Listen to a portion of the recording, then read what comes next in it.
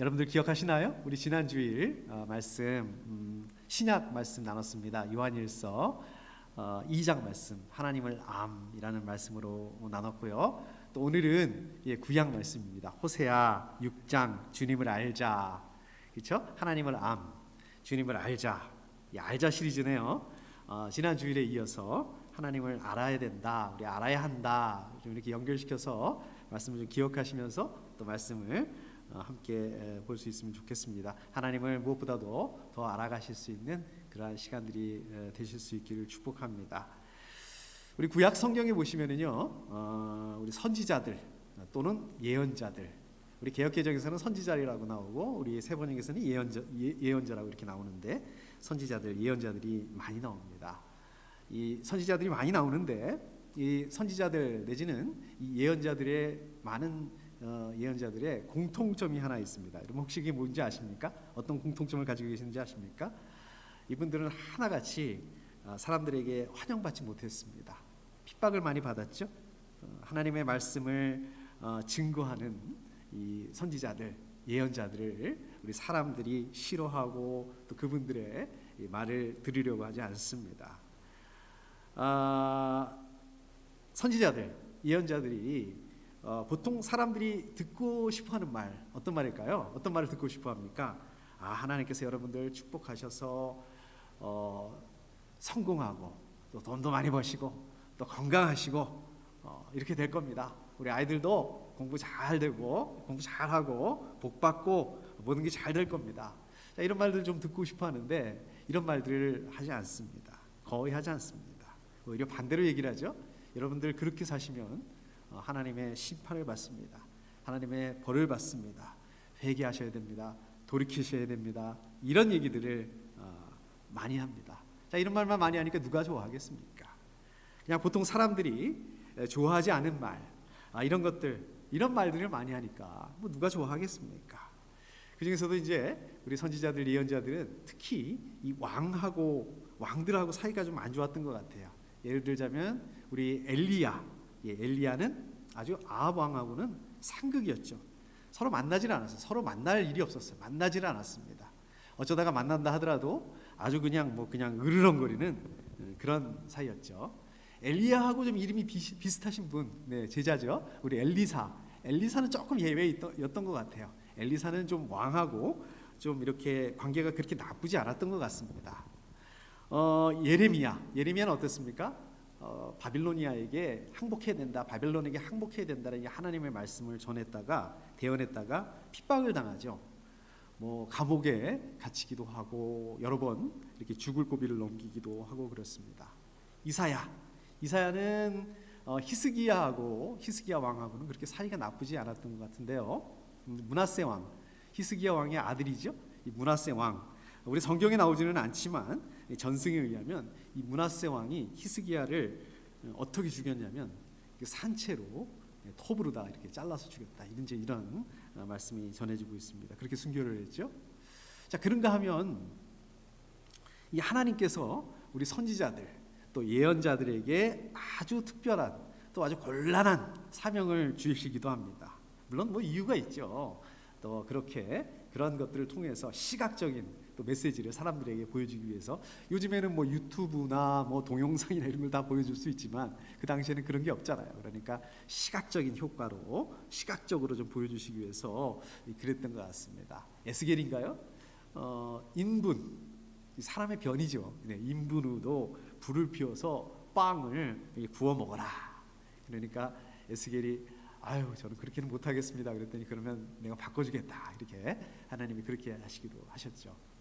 또 이사야죠. 이사야는 3년 동안 이렇게 뻘거벗고 옷을 입지 않고 이렇게 살라고 말씀하셔서 또 그렇게 하기도 했습니다.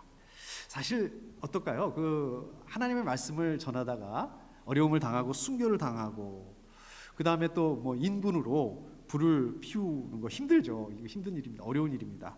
근데 저는 개인적으로 이 3년 동안 뻘거벗고 사는 거, 이거는 정말 못할 것 같아요.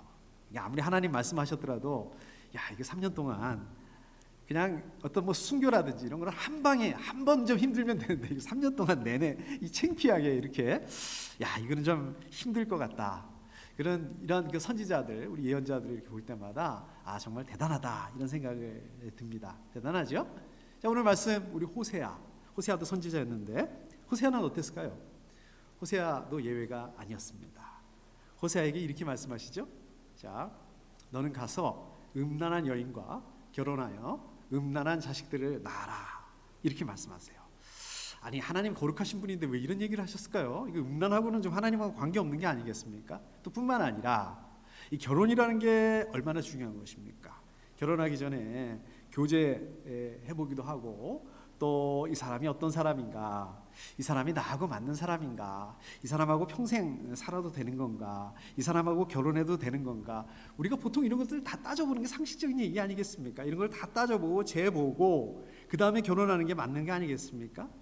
그런데 지금 그런 것 뭐 따져보는 거는 그만두고 이건 알아도 하지 말아야 될 그런 거, 그러니까 음란한 여인하고 결혼을 해라.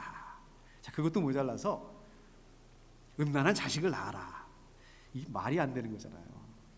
하나님께서 이렇게 명령하십니다. 아니, 호세아가 아무리 선지자 예언자라고 해도 이거는 사람의 인생이 달려 있는 건데 결혼이라는 게 그러지 않습니까? 우리 일륜지 대사다 이렇게 얘기를 하는데, 아니 어떻게 이런 말씀을 하실 수 있을까?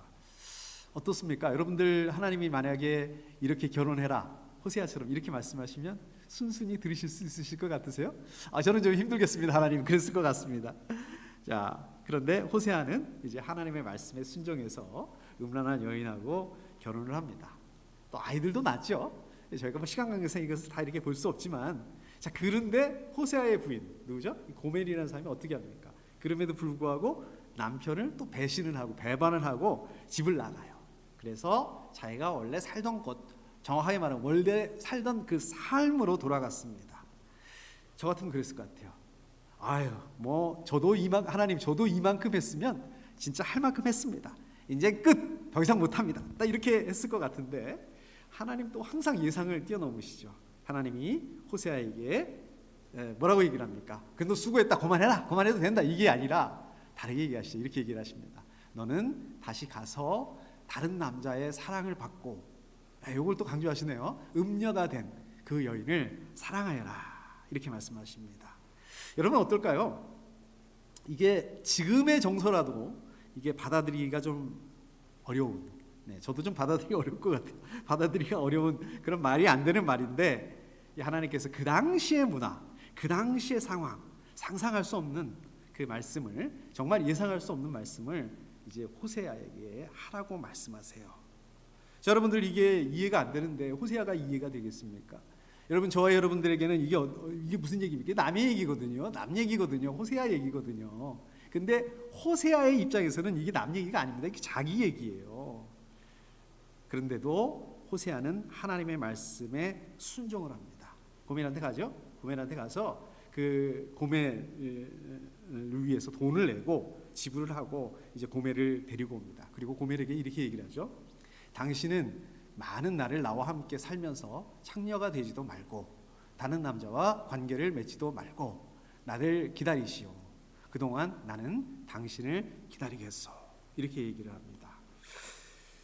자, 호세아, 이렇게 불행한 사건이죠. 인생에 있어서 자기 자신에게 굉장히 불행한 사건, 이 음란한 여인 고멜과 결혼 생활을 통해서 그 당시에 그 율법, 오늘 아침에 우리 임 목사님 말씀 나눠줬지만 율법대로 하면 이거는 돌로 쳐서 죽여야 되는 그런 상황인데, 뭐 율법을 떠나서 정서, 문화 이런 상황에서 오히려 반대로 그런 여자를 다시 찾아가고 또 그 여자를 위해서 돈을 지불을 하고 돈을 치르고 어땠을까요? 그 마음이 어땠을까요? 자, 그런데 이런 것들을 통해서 지금 하나님의 마음을 알게 됐다. 제가 지난주에 말씀드렸죠. 안다라는 것은 체험하는 거다. 직접 삶으로 경험하는 거다. 호세아는 이 고멜 사건을 통해서 하나님의 마음, 하나님께서 이스라엘 백성들에 대해서 가지고 계셨던 그 마음, 그것을 알게 됐다는 것입니다. 하나님의 마음, 하나님께서 이스라엘 백성들에게 가지고 있던 그 마음을 이제 직접 경험하고 체험하게 됐다라는 말씀입니다. 하나님께서 이스라엘 사람들에게 가지는 마음이 바로 이런 마음이구나. 지금 내가 가지고 있는, 내가 고멜에게 갖는 바로 이 마음이구나. 이거를 깨닫게 됐던 것입니다. 호세아가 정말 하나님의 마음을 그냥 우리처럼 피상적으로 지식적으로 하는 게 아니라 체험을 통해서, 직접 경험을 통해서 알게 됩니다. 그리고 이제 이스라엘 사람들에게 선포하죠. 그게 이제 6장 1절부터 말씀인데, 좀 저도 이렇게 말씀을 좀 안 읽었으면 좋겠는데 시간 관계상 오늘은 3절만 읽어봤습니다. 자, 오늘 3절 말씀 앞부분 한번 보실까요? 우리가 주님을 알자, 애써 주님을 알자. 유명하신 말씀이죠.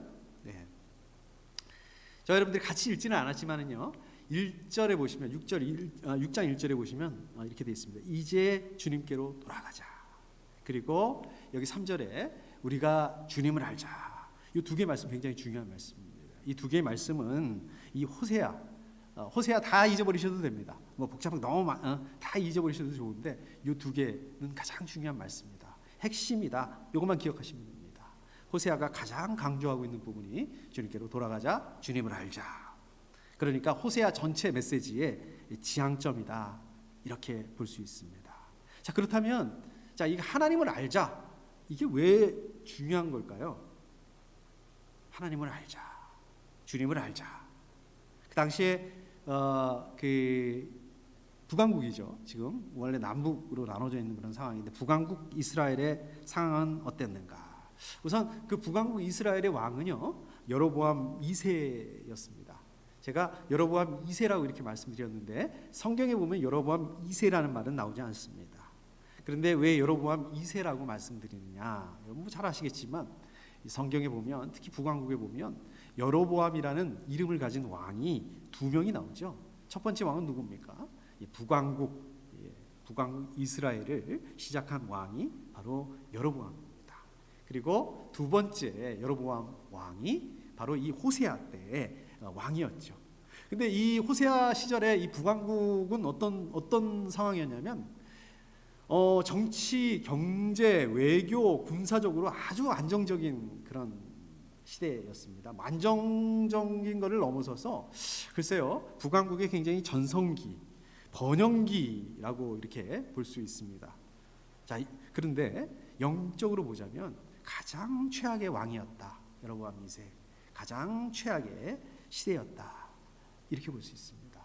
어떻게 보면 마치 요즘의 모습 같지 않은가, 그렇죠? 먹고 사는 데는 문제가 별로 없습니다. 그런데 우리 영적인 면에서 보면 그렇지 않은 것 같습니다.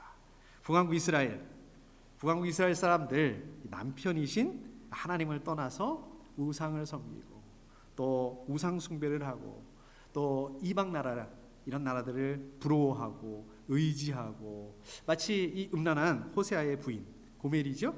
고멜이 남편 호세아를 배신하고 다른 남자를 찾아갔던, 다른 남자와 간음했던 그런 상황. 한마디로 북왕국 이스라엘 상황을 본다면 그렇게 볼 수 있습니다. 자, 이 북왕국 이스라엘, 이 영적인 간음 때문에 어떻습니까? 하나님과의 관계가 어떻게 되겠습니까? 깨어진 그런 상태였다. 이 사람들은 어떤 삶을 살았습니까? 하나님과 무관한 그런 삶을 살았고, 하나님과 떠난 그러한 죄악된 그런 삶을 살았고, 또 하나님의 그 축복에서 멀어진 삶을 살았습니다. 여러분, 안다라는 것, 우리 지난 시간에도 나눴던 것처럼 안다라는 것은 관계 안에 있는 거예요. 인격적인 관계 안에 있는 것입니다. 하나님을 알므로 하나님과의 인격적인 관계를 회복해야 된다. 하나님을 체험해야 된다. 하나님을 경험해야 된다. 그래야 하나님의 풍성한 은혜와 축복의 삶이 가능하게 된다. 이제 그런 의미입니다. 안다라는 것이 그래서 그런 의미인 것입니다. 자, 애써 주님을 알자. 이 애써라는 말의 원어적인 의미를 보게 되면 누군가 다른 사람을 추적하거나 아니면 뒤쫓아가거나 이런 의미를 가지고 있습니다. 근데 주님을 알자, 그 앞에 애써를 붙였단 말이에요. 이게 무슨 말씀입니까? 하나님을 알기 위해서 열심을 기울여야 된다. 하나님을 알기 위해서 끊임없이 최선을 다해야 된다. 하나님의 백성들의 올바른 올바른 자세는 하나님을 알기 위해서 최선을 다해야 된다. 자, 이런 뜻입니다.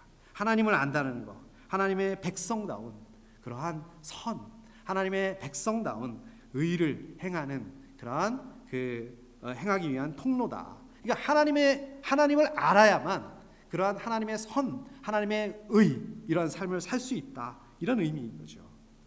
하나님을 알아야만 온전한 삶, 하나님의 백성다운 그런 삶을 살 수 있다. 안다는 게 뭘까요? 안다는 것은 우리 지난주에도 말씀 나눴던 것처럼 그냥 피상적으로 아는 걸 말하는 건 아니에요. 그냥 외적인 신상을 아는 것만 아는 그런 안다는 것을 말하는 것은 아닙니다. 제가 그런 비유들을 했죠.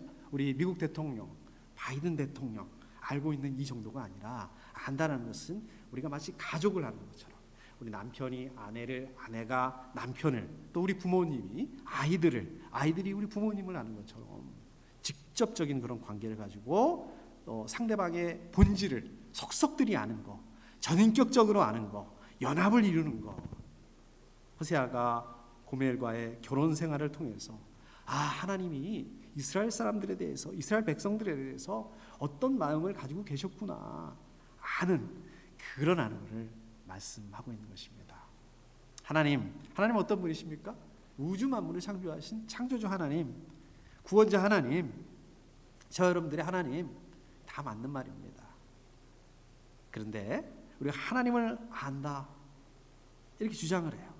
그런 하나님을 안다고 얘기를 합니다. 그러나 하나님께서 바라시는 걸 하지 않는다면 하나님의 마음을 아프게 하는 그런 삶을, 그런 행동을 우리가 반복하고 있다면 그것은 뭡니까? 우리가 하나님을 진정으로 아는 게 아니라 하나님을 피상적으로만 아는 것이다. 귀신도 어떻습니까? 하나님을 압니다. 예수님을 압니다. 그렇지만 어떻습니까? 귀신은 하나님을 알면도 불구하고 하나님의 말씀에 순종하지 않습니다. 자, 이스라엘 백성들이 하나님의 백성이다 이렇게 주장을 해요. 이렇게 말합니다. 그렇게 생각을 합니다. 그러나 지금 어때요? 하나님과 관계없는 그런 삶을 산다. 하나님의 말씀과 정반대의 삶을 산다. 그건 무슨 얘기입니까? 이것은 성경에서 귀신이 하나님을 아는 그 정도에 불과한 것이다. 그 수준에 불과한 것이다. 오늘 우리 한국 교회는 어떻습니까? 한국 교회는 긍정적인 모습을 못 보여주는 경우가 많은 것 같아요. 우리 뉴스를 보더라도 그렇고 오히려 반대로 좀 부정적인 그런 모습을 많이 보여주는 것 같습니다. 자, 이런 모습은 어떻습니까? 오늘날 우리 그리스도인들이 진정으로 하나님을 알지 못한다. 이것을 방증하는 것이 아닌가 그런 생각이 듭니다. 애써 주님을 알자. 이 말씀이 우리 북왕국 이스라엘 백성들, 이스라엘 사람들뿐만 아니라 오늘날 우리 그리스도인들, 저 여러분들에게도 굉장히 중요한 말씀이다. 절실한 말씀이다라고 할 수 있습니다. 학자들에 따르면요, 학자들이 뭐라고 그러냐면 창세 이후로, 그러니까 몇천 년 동안 책들이 만들어졌는데 만들어졌던 그 책들 그 숫자 그게 얼마나 될까요? 셀 수 없게 많겠죠. 그렇지만 그거보다 20세기 들어와서 그러니까 지금부터 대략 한 100년 동안 출간된 책 이게 더 많다고 합니다. 몇천 년 동안 쓰여진 책들보다. 또 요즘에 우리 중고등학생들이 있죠? 중고등학생들이 알고 있는 지식, 가지고 있는 지식이 우리 고대 시대의 박사급들, 그 학자들이 가지고 있는 그 지식보다 훨씬 더 많이 알고 있다고 합니다. 요즘에 뉴스 보면 어떻습니까? 유전자 복제니, 생명체를 만들어냈느니, 컴퓨터니, 인터넷이니, AI니, 로버트니, 자동으로 가는 자동차니, 정말 이거는 뉴스를 이해하기도 아주 벅차는 그런 상황입니다. 근데 이 지식들은 어떻습니까? 이런 지식들이 어떨까요? 우리 삶을 복되게 하거나 우리를 의미 있게 하는 그런 지식들이 아닙니다. 물론 물질적인 혜택이라든지 잘 먹고 잘 사는 경제적인 필요라든지 그런 부분에서 의미가 있을지 모르겠습니다. 그러나 우리의 그 행복, 우리의 그 삶의 질, 그거 관계없다는 것입니다. 이 세상과 관련된 지식이고요. 또 이 세상의 부, 명예, 편안함 여기에 초점에 맞춰져 있는 지식입니다. 자, 그렇다면 저 여러분들의 삶을 복되게 하는 그런 지식은 뭘까요? 우리가 추구해야 될 지식은 뭘까요? 하나님의 하나님을 아는 지식입니다. 하나님의 마음을 아는 지식이에요. 하나님의 뜻이 무엇이고 하나님의 뜻이 무엇이고 또 그래서 우리는 어떻게 살아야 되고 또 우리는 어떻게 하는 것이 하나님의 뜻대로 사는 것인가, 우리 이거를 알아야 된다는 것입니다. 하나님과 인격적인 관계를 가지고 하나님을 삶으로 경험을 하고 또 하나님께서 베푸시는 그 은혜를 통해서 하나님의 거룩하심, 하나님의 자비로우심, 하나님의 의로우심을 깨닫고 알아야 된다는 것입니다. 자, 이렇게 복되고 아름다운 지식은 없습니다. 하나님을 아는 지식만큼 복된 또 우리 가운데 필요한 지식은 없습니다. 이런 지식, 여러분들이 진정으로 가치 있는 삶, 영광스러운 삶, 영생의 삶을 살기 위해서 반드시 가져야 할 지식입니다. 자, 그 다음에 3절 우리 뒷부분, 6장 3절 뒷부분, 새벽마다 여명이 오듯이 주님께서도 그처럼 어김없이 오시고, 자, 이렇게 말씀하고 있습니다. 여러분 어떻습니까? 어두운 밤이 지나면 새벽이 오게 돼 있죠. 새벽이 지나면 어떻습니까? 해가 뜨고 또 빛이 나서 이렇게 다 볼 수 있습니다. 환하게 볼 수 있습니다. 이런 것처럼 우리가 이것을 의심하지 않잖아요. 우리 밤이 지나면 새벽이 오고 아침이 된다는 것을 의심하는 사람이 없지 않습니까? 마찬가지로 회개하고 하나님 알기를 힘쓰는 사람들에게 하나님께서 자기 자신을 드러낸다. 아니, 하나님이 자기 자신을 드러내는 게 뭐가 중요한데요? 그게 뭐가 의미가 있는데요? 하나님의 은혜를 베푸신다, 그런 의미죠. 이것은 의심할 여지가 없는 분명한 사실이다를 말씀하고 있는 것입니다. 하나님께서는 회개하고 돌아오는 그 이스라엘 사람들에게 확실하게 자신을 드러내실 거다. 하나님께서는 이 이스라엘 사람들에게 하나님의 그 자신을 완전히 드러내시고 다시는 감추지 않으실 것이다. 다시는 그 하나님의 은혜를 감추지 않을 것이다. 하나님의 은혜를 베풀어 주실 것이다. 그런 말씀입니다. 자, 그 다음에 볼까요? 해마다 쏟아지는 가을비처럼 오시고 땅을 적시는 봄비처럼 오신다. 우리 한국에도 장마 시즌이 있잖아요. 요즘에 장마가 없어졌다, 이렇게 가을로 바뀌었다 이런 말이 있기는 하지만 장마 시즌이 있어요. 우리 여기 달라스에도 비가 많이 오는 시즌이 있죠. 그것처럼 이제 이스라엘에는 가을비 또 봄비가 내리는 계절이 딱 정해져 있고 그것 때문에 이제 농사를 제대로 지을 수 있다고 합니다. 자, 그때가 가을비, 봄비가 내리는 때가 반드시 오는 것처럼 이때가 되면 비가 오겠구나, 이거를 확신할 수 있는 것처럼 사람들이 하나님 앞에 회개하기만 하면 하나님께서 은혜를 베푸실 것이다. 이것이 확실하다. 이것을 확신할 수 있다. 이 말씀이죠. 농사에 비가 필요합니다. 농사에 필요한 비가 내려서 땅을 적시게 하는 것처럼 하나님께서 사람들에게 임하실 때 우리의 메말랐던 심령이 사람들의 그 영혼과 삶을 하나님의 임하심으로 인해서 풍성하게 해주실 것이다. 이 말씀입니다. 여기서 비는요, 원어적인 의미를 보면 그냥 조금 오다 마는 게 아니라 아주 그냥 폭우처럼 많은 양의 비를 내려주신다는 그런 의미를 말씀하고 있는 것입니다. 하나님의 명령에 순종할 때 약속하신 축복을 넘치게 주신다, 이런 의미의 말씀입니다. 하나님께서 저 여러분들의 온전한 빛이 되셔서 또 메마른 땅을 적시는 비처럼 저 여러분들의 그 영혼에 생명을 주시는, 열매를 맺을 수 있게 하는 그런 삶을 주시는 그런 분이시다. 하나님 이런 분이시다. 자, 여러분 반대로 이런 하나님께 돌아가지 않는다면, 이런 하나님께 돌아가지 않는 삶을 산다면, 반대로 우리가 하나님을 알지 못하는 그런 삶을 산다면 어떻게 되는가, 이거를 또 말씀하고 있다라고 볼 수 있습니다. 그런 삶은 어떤 삶입니까? 하나님을 알지 못하는 삶, 소경과 같은 삶입니다. 앞을 보지 못하는 거죠. 허무한 삶이에요. 왜 이렇게 삶이 허무한가? 하나님 알지 못할 때 우리 이런 마음을 가질 수밖에 없다는 거죠. 절망 가운데 메말라가는 삶, 하나님 없는 삶이 이런 삶이라는 것입니다. 하나님의 진리가 없고요, 죄의 수령 가운데서 나올 수가 없습니다. 좀 고만하고 싶은데, 정말 이런 삶을 청산하고 싶은데 해결할 수가 없습니다. 불가능합니다. 죄의 결과는 어떻습니까? 하나님과 함께하지 않는 삶의 결과는 어떻습니까? 결실이 없어요. 소망이 없어요. 사망으로 귀결되게 돼 있다는 말씀입니다.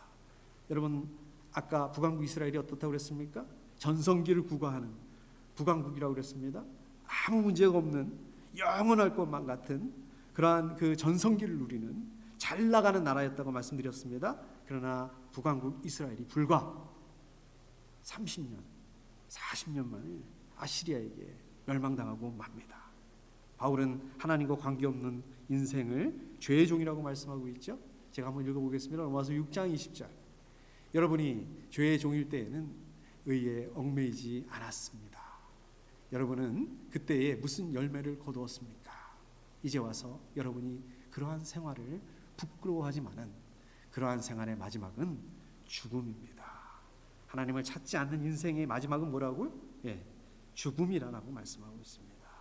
북왕국 이스라엘, 하나님과 관계없었지만 정치, 경제, 사회, 문화, 외교, 군사적으로 잘 나가는 것처럼 보였지만 영적으로 최악의 상황이었던 것처럼 하나님과 관계없는 삶, 하나님과 동떨어지는 삶, 하나님을 찾지 않는 삶, 이것은 어떤 삶이라고요? 어두움, 죽음, 파멸, 허무, 절망, 이런 삶이라는 것입니다. 빛 대신 하나님, 생명이 되신 하나님께서 저 여러분들과 함께 하실 때 어둠 가득한 저 여러분들의 삶을 새벽빛처럼 비추어 주신다라고 말씀하고 있습니다. 하나님께서 저 여러분들에게 동행하실 때 해마다 쏟아지는 가을빛처럼, 땅을 적시는 이 봄빛처럼 저 여러분들에게 풍성한 생명의 결실을 맺을 수 있을 거다라고 말씀하고 있습니다. 오늘 말씀을 정리하도록 하겠습니다. 제가 아까 호세아 시대, 우리 북왕국 이스라엘, 영적으로 최악의 시절이라고 말씀드렸죠. 영적으로는 정말 최악의 시절이었다, 시대였다. 자, 그렇다면 이스라엘 사람들이, 그 당시 북왕국 이스라엘 사람들이 하나님께 예배하지 않았고, 하나님께 제사 드리지 않았고, 하나님께 기도하지 않았을까요? 그런 거 전혀 하지 않았을까요? 우상 숭배만 했을까요? 그렇지 않습니다. 그 사람들은 여전히 하나님께 나아가서 제사 드렸고 하나님께 나아갔습니다. 자, 근데 문제는 뭐가 문제예요? 왜 이렇게 호세아가 하나님을 알자라고, 주님을 알아야 된다라고 이렇게 주장했을까요? 왜 이렇게 외쳐야 됐을까요? 이 사람들은 종교적인 의식에만 머물러 있었다는 거예요. 그냥 하나님께 가서 제사 드리고 그걸로 해서 나는 이제 할 일 다 했네. 자, 호세아 6장 6절에 이렇게 말씀하고 있습니다. 내가 바라는 것은 변함없는 사랑이지 제사가 아니다. 불살라 바치는 제사보다도 너희가 나 하나님을 알기를 더 바란다. 이렇게 말씀하고 있습니다.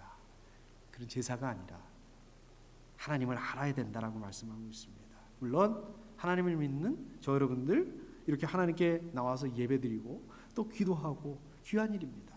요즘에는 이거 힘들어서 못하는 분들이 얼마나 많습니까? 자, 그런데 이것만으로 우리가 온전히 하나님을 믿고 있어 라고 생각한다면 이건 착각이라는 말씀입니다.